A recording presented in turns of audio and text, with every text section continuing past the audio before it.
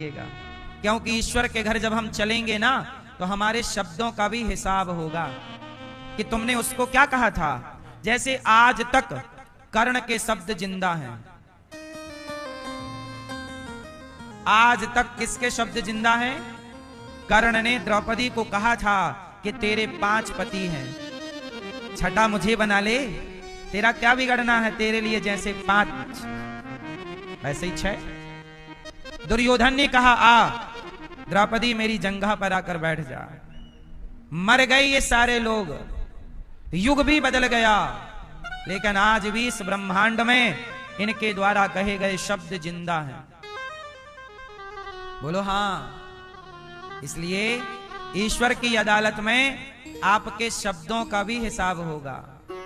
तुमने बेवजह किसी का दिल दुखा दिया कह करके, क्या जरूरत थी यहां पर ये बोलने की?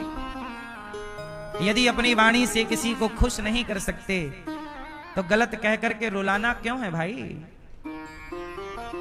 सही है। इसलिए वाणी ऐसी बोलिए मन का आपा खोए, औरों को शीतल करे आपहु शीतल होए। वाणी को संभाल कर रखिएगा।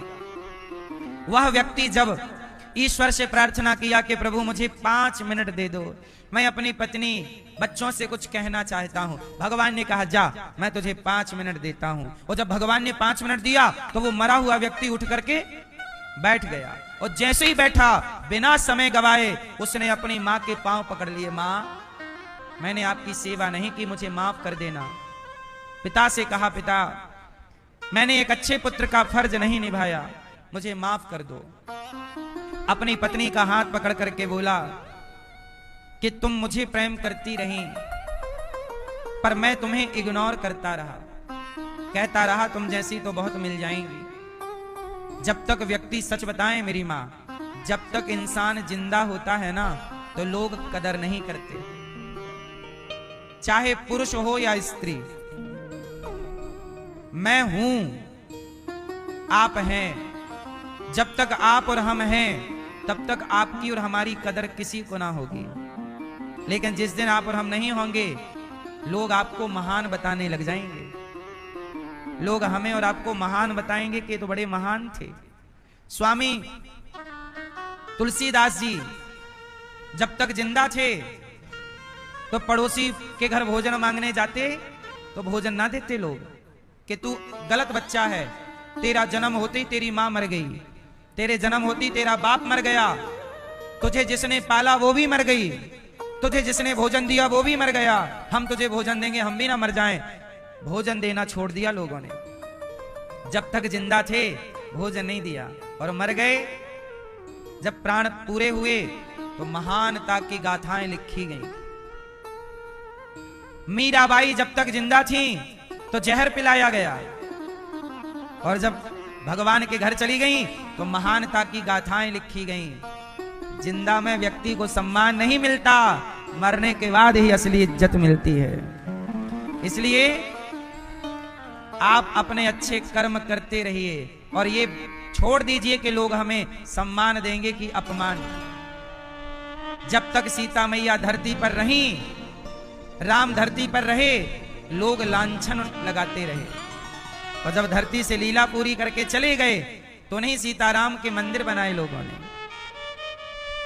जिंदा थे तो लांछन और चले गए तो मंदिर। बोलो हाँ। जब भगवान श्री कृष्ण हैं तो शिशुपाल गालियां देता है, शिशुपाल गालियां देता है, और लीला पूरी करके गए प्रभु तो मंदिर बनाए गए। इसलिए मेरी मां अपनों को समझो। पत्नी, एक आदमी मेरे से बोला कि महाराज मेरी पत्नी चली गई, जब तक जिंदा थी मैंने इज्जत नहीं की, पत्नी मर गई पता अब चल रहा है कि पत्नी के होने का और ना होने का अंतर क्या है। कहते हैं ना कोई वस्तु व्यक्ति आपके पास है उसकी कदर नहीं है। इसलिए कहता हूं आप जीते जी कदर करने वाले व्यक्ति बनो, मरने के बाद तो हमारे और आपको भी महान बताएंगे ही लोग। मरने के बाद थोड़ी कोई गाली देगा आपको। मरने के बाद थोड़ी कोई पांव पकड़ के खींचेगा, मरने के बाद तो कंधों पे बिठा बिठा के ले जाएंगे लोग। हाँ, मरने के बाद तो पुष्पों की माला पहनाई जाएगी।